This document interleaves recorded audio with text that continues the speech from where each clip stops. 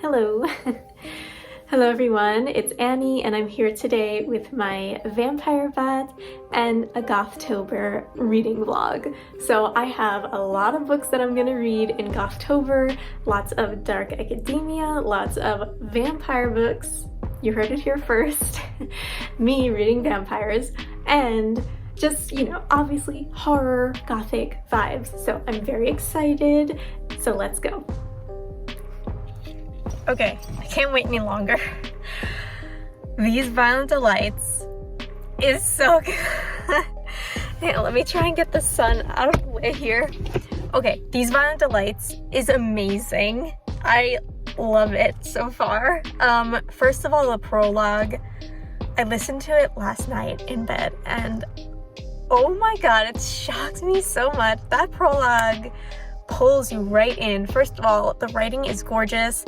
The prologue is just so shocking. I don't want to say anything about what happens, but it's just like, all right, this is going to be a wild ride.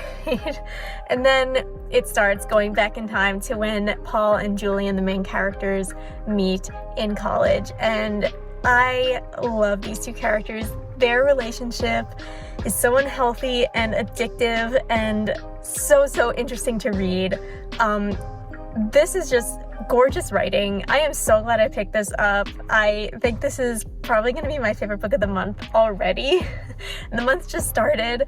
I am really excited about this. I can't really say any more. I'm only 15% of the way through, but I just couldn't wait to talk to you guys about it. So I'm going to talk more when I get farther into it, but suffice it to say, it's awesome.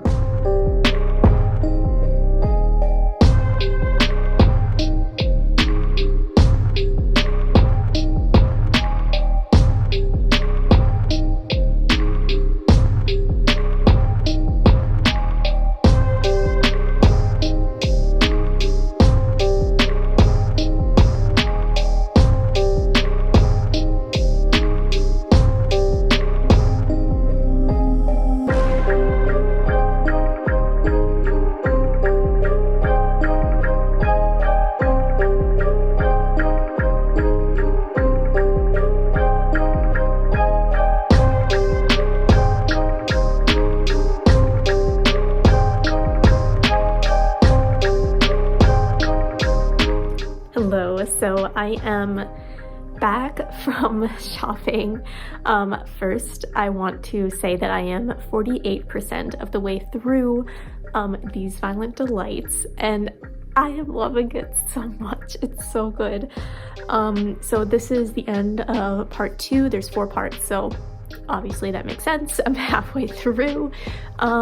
These boys are even more messed up than I realized at the beginning. Paul is the character whose point of view we are reading this story from, and he comes from a low-income Jewish family. This takes place in the 1970s in Pittsburgh, and he is so painfully insecure, low self-esteem, very anxious, very quiet. And basically Julian is this rich German, I think his family is German, man, boy/man, they're college students, who meets Paul in college and kind of takes him under his wing. And their dynamic is so bad, but it's so good to read. It's so addicting. And things have really taken a very dark turn. This book is extremely violent.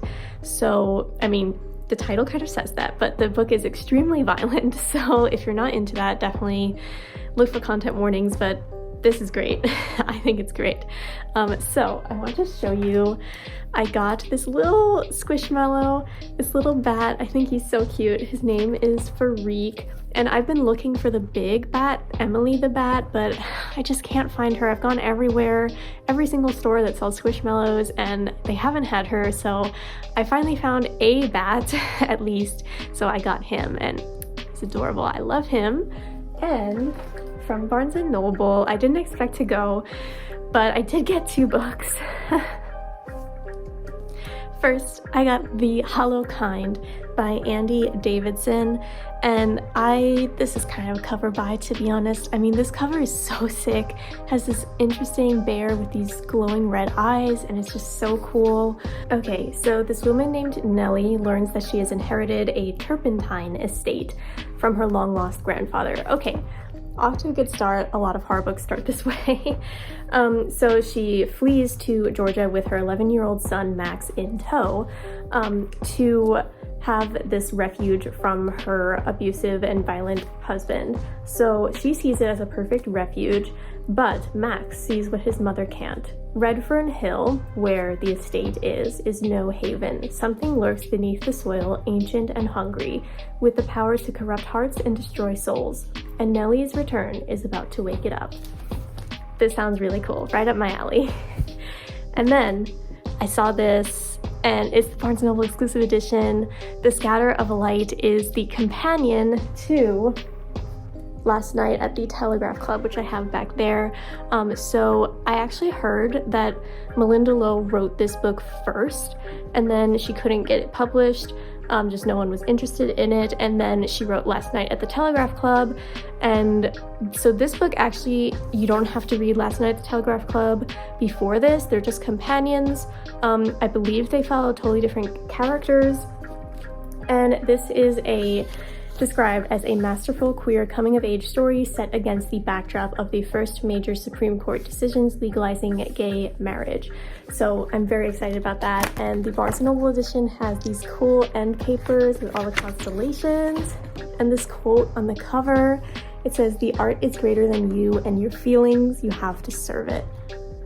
Very cool. I'm very, very happy with this score. So I will be back when I finish These Violent Delights. Stay tuned. Hello, I finished These Violent Delights.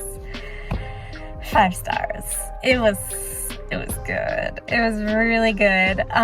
So, oh my god, this person has a witch on their porch and it keeps, hang on. Okay, seriously, I thought this witch was a person like staring at me creepily. It really freaked me out. Look at this. Really cool decor though. Okay, anyway. It was an amazing book. The suspense that the author accomplishes is honestly unmatched. It is such a creeping, anxiety-inducing suspense throughout the whole book. The pacing was excellent. The writing was impeccably beautiful. Honestly, so beautiful. Paul, who is the POV character, collects these specimens of butterflies. Like, he goes out and he catches butterflies and he mounts them on the wall in these shadow boxes, and like that is used as a metaphor a lot throughout the writing. And there's one line that really stuck out to me. I listened to it on audio, so I don't have it in front of me, but it was something like, Paul and Julian are both sunflowers turned towards each other, convinced that the other one was the sun. And like, excuse me? Like, who gave you permission to write that? Like, that was just like, when I listened to that, I was like, I could not believe that. It was so good. I loved this. That witch keeps scaring me. It was so good. This is definitely one of my favorite books of the year. The ending was not predictable in the least. I'm not going to give it away, obviously. It's different from what I expected to happen, but it was really fitting, and this is just a beautiful book. I highly recommend everyone read this. It's interesting because whenever you look at dark academia, I feel like the recommendations that people always give are The Secret History and If We Were Villains, and sometimes they give this one, but I feel like it gets much less hype than those two. I've never read The Secret History. I don't plan to. And I have read If We Were Villains. I gave it 4 stars. It was interesting. It was good. But this just blew everything out of the water. This was amazing. And like, you all need to read this, please. It was so good. Definitely my favorite book of the month so far. Okay, so it's that time again. My book of the month box came, and this time I got 3 books. I had skipped the couple previous months, so I figured I can treat myself. And first, I became a friend, which is exciting. I got As Long as the Lemon Trees Grow, which is something that I've been really looking forward to. I thought it was adult, but apparently it's YA. It's about a Syrian refugee, I believe, and it's a contemporary, and this cover is gorgeous. So I really needed to read this.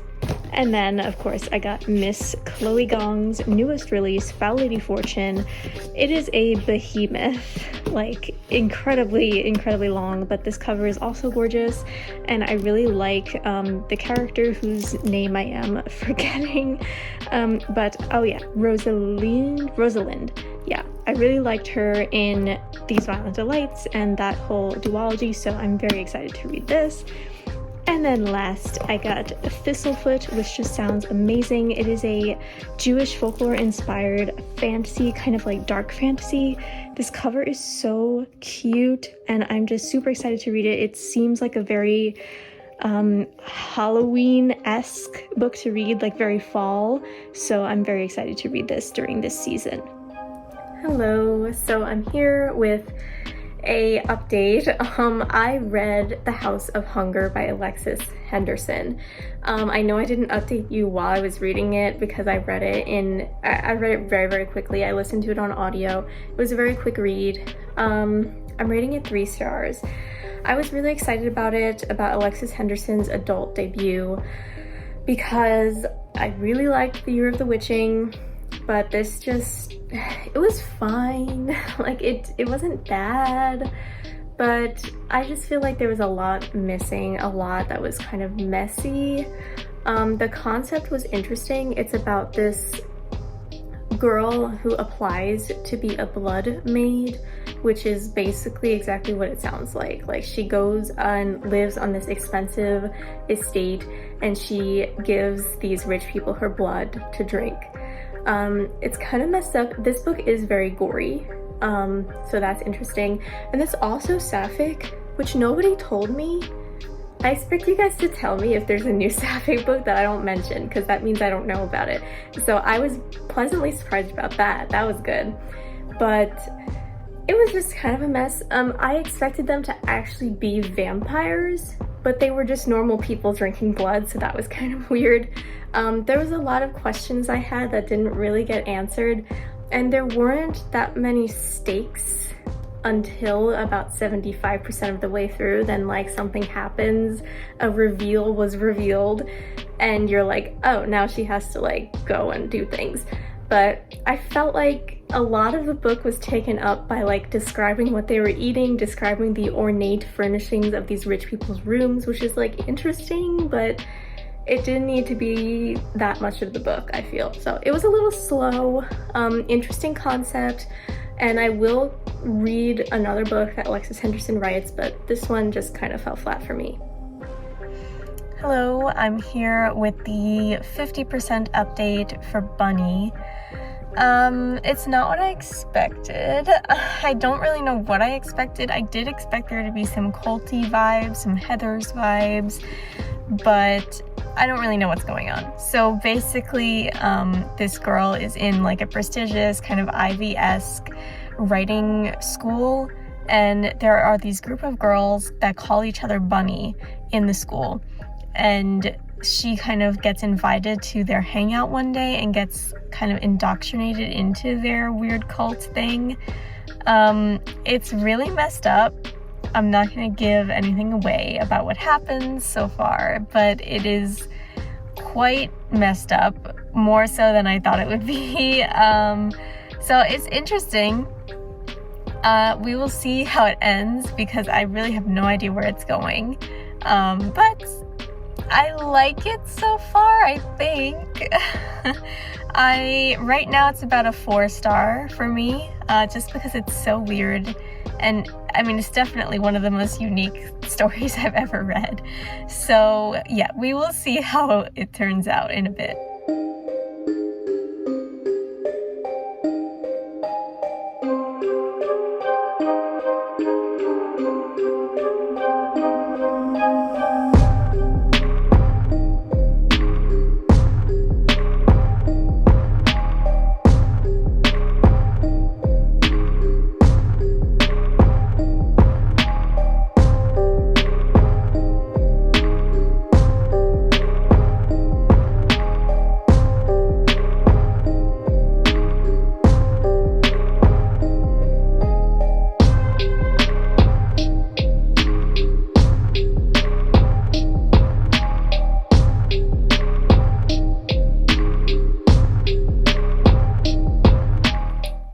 So you just saw me go to a local book sale.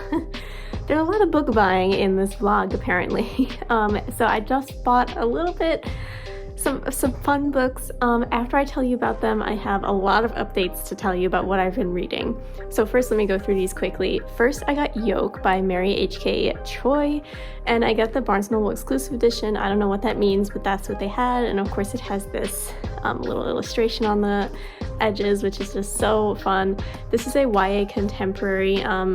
I've heard amazing things about it. I know it deals with cancer and the relationship between two sisters, so I'm definitely very, very interested in reading this.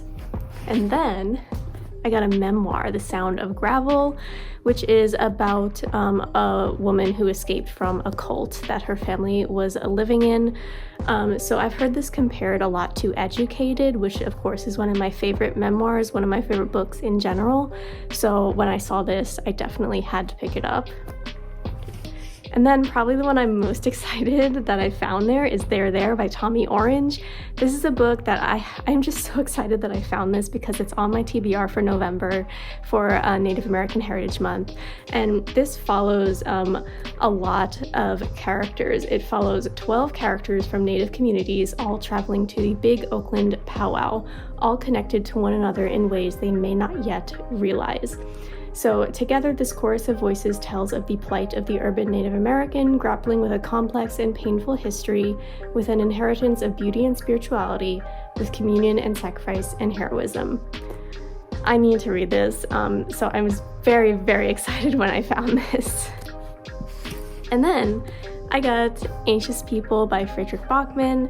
I actually have still never read a Bachman book, but of course when this one came out, everyone was raving about it on Booktube, and it just sounds really interesting. It's about a failed bank robber bursting in and taking a group of people at an apartment open house hostage, and it kind of follows like the hostages' inner lives, I think, about how anxious they are. I don't know, that's the gist I'm getting.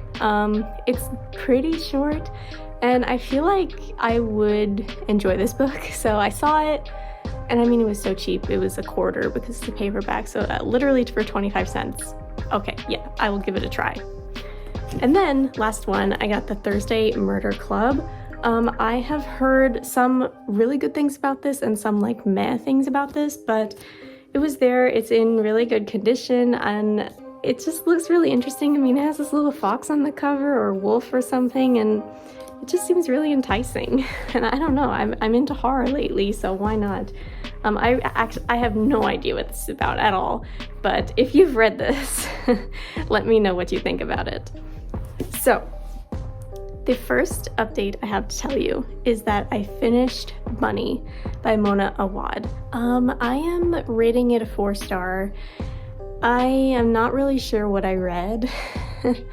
I've heard some people say it's commentary on schizophrenia. I've heard some people say that it's meant to be Samantha, the main character's thesis, because she's in a literature program, grad school program, and throughout the book she's kind of struggling with writing her thesis.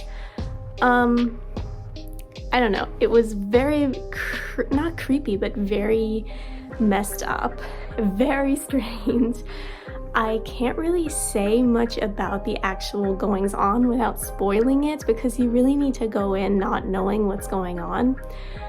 There's a lot of weirdness. You don't really know what's real and what isn't, and kind of towards the end of the book, like the last quarter of the book, I felt like it was kind of losing itself.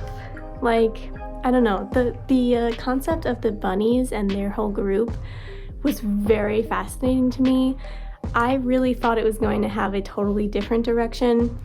This isn't a spoiler, but it's not, nothing happens on the page, but it's alluded to that in the past, Samantha and her professor was inappropriate towards her, and that's alluded to in the past. So as soon as they said that, I thought, and I don't know if this would have been a better book or not, but something that I think I would like to read, I thought that the bunnies and her were gonna kill him.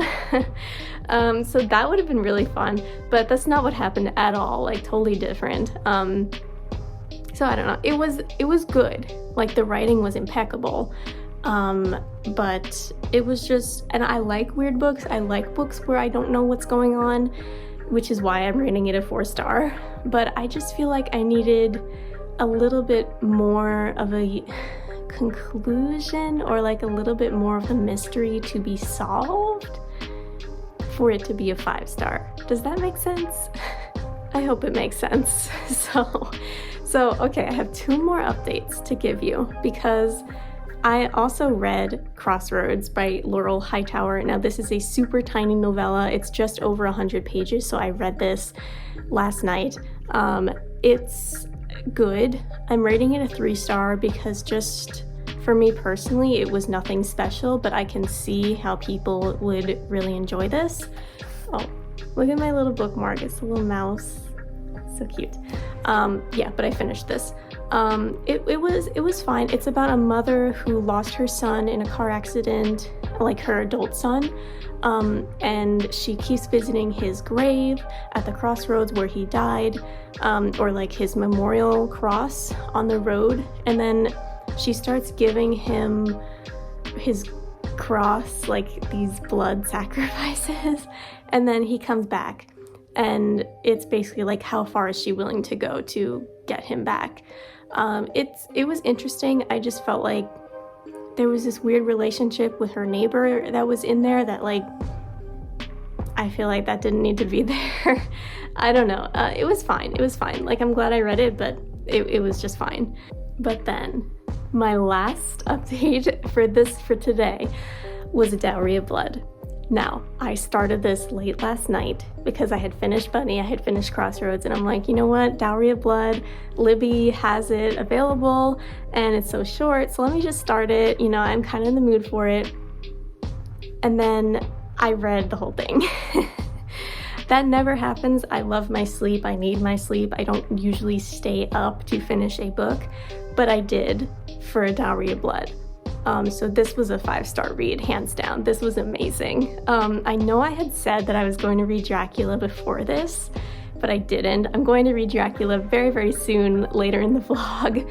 But A Dowry of Blood was just absolutely amazing. Stunning writing. S.T. Gibson is a very, very gifted author. They write amazingly well. It was just gorgeous and velvety and amazing, very gothic. I love the gothic vibes of this. So if you don't know what this is about the wives of Dracula, specifically Constanza. She is his first wife, and she basically is with him for centuries, and this is her last letter to him, let's say, and it deals with the other wives and husbands of Dracula, and it is so good. Like, I can't believe that it's this good. The hype is real. The hype is very, very real. I am really, really glad that it's coming out. Like, this was self-published before, and it did get picked up by a regular publisher. So I'm probably gonna buy it when it comes out. It's coming out very soon. I just loved this so much. I was holding my breath the entire time I was listening to it. And also the audiobook narrator was just amazing. Her voice was gorgeous and really, really fit the tone of the book super well. It was great. I don't know what else to say, but safe to say I'm going to be raving about this book a lot, like for a long time on my channel. So that's it for the book updates for now. I am going to start the Hacienda, which I'm really excited to read because now, after A Dowry of Blood, I'm in like a super gothic mood, so I'm very, very excited to start this one. And I am going to finish sewing an outfit that I've been working on, so I'm going to show you that soon.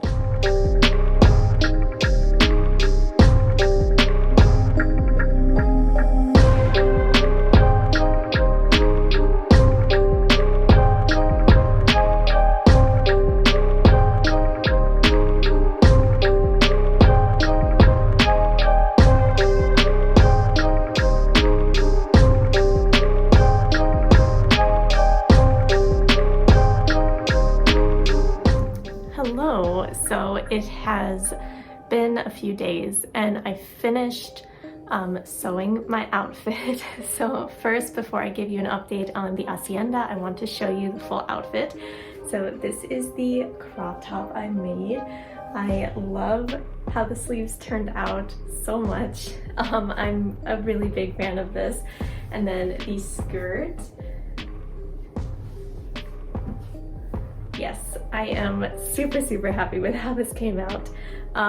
Obviously I'm not wearing the top to work today, but I am wearing the skirt with a different top, so I'm really happy. But the Hacienda, I am 60% of the way through. I really like it so far. I am actually a little bit surprised about how much I like it because it's gotten kind of average reviews. A lot of people that I've seen have rated it 3 or 4 stars.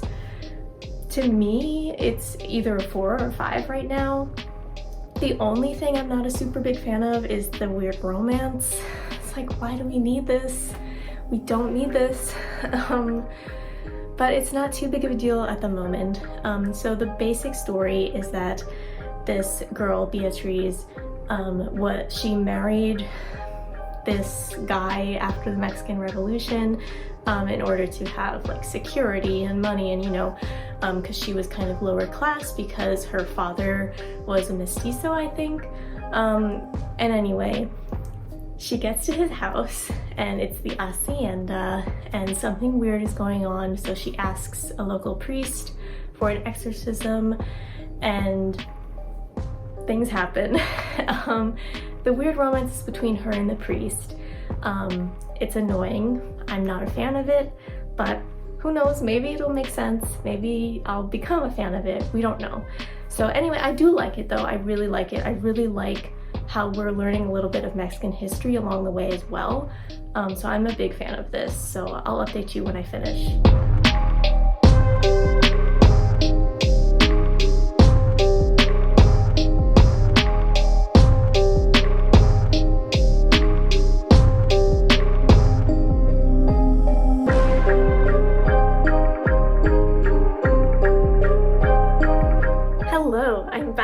Finally, with what will be the final update of this vlog, because it's getting a little bit long. I finished the Hacienda and I am giving it 4 stars.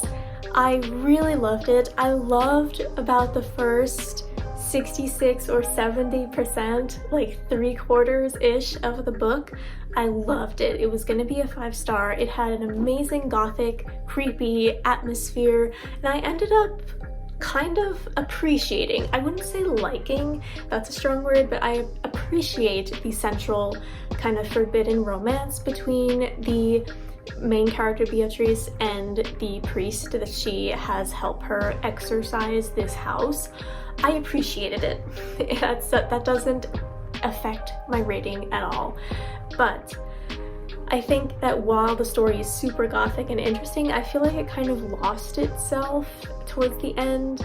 Like, I don't know if it was just me, I feel like it got a little bit repetitive and there were just things that didn't really make that much sense. Like, I know it's obviously not supernatural, but it is kind of supernatural. Like, the house is literally like a living thing.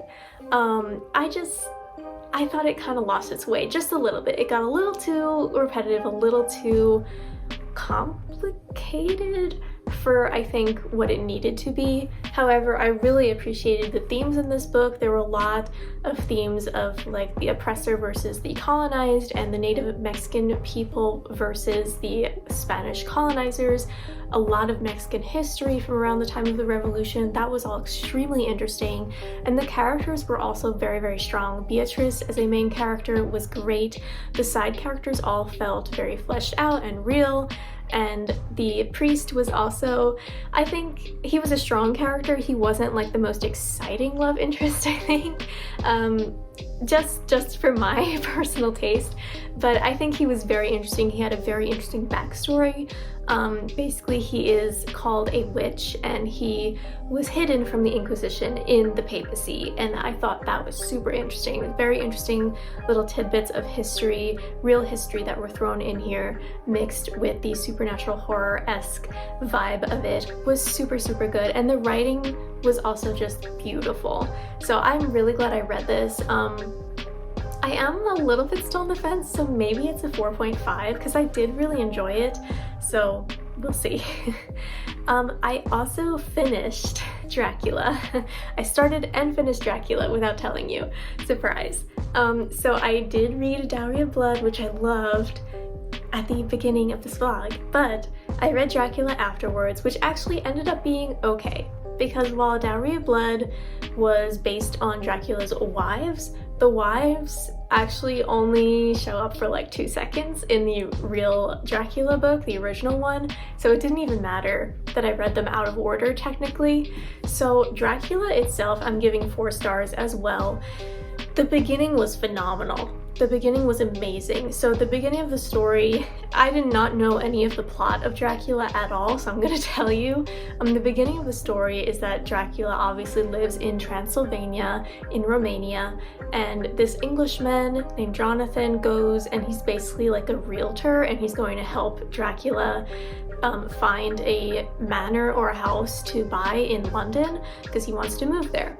And basically he's like lured there basically, and Dracula tries to drink his blood, and that part was amazing. It was suspenseful, it was scary, it had just the right amount, just the right pacing. It was great. So that was about the first 15% of the book. And then of course this book was written in Victorian times, so it was also written by a man. So there were some things I didn't love. Like there was a lot of letter writing, and Victorians love epistolary stuff, but that wasn't really it for me.